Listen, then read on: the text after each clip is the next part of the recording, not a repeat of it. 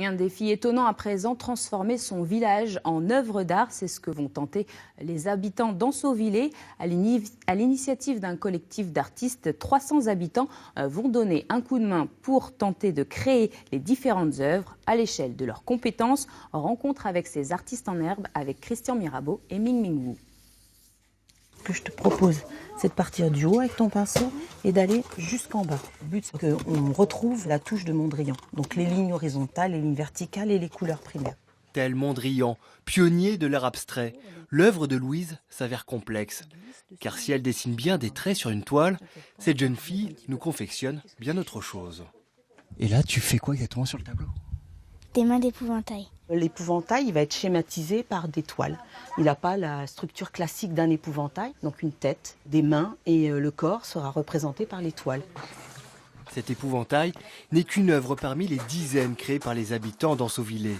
Mobile, boîte à lettres customisée, portrait de Charlie Chaplin. Le village se transformera, rhabillé par toutes ces créations.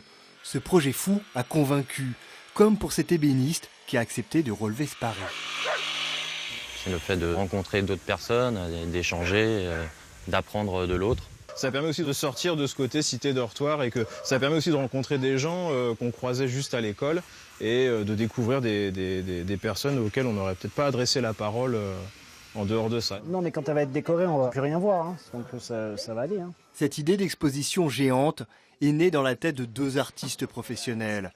Installés depuis 3 ans dans la commune, ils ont souhaité dynamiser ce village dortoir de 1200 habitants.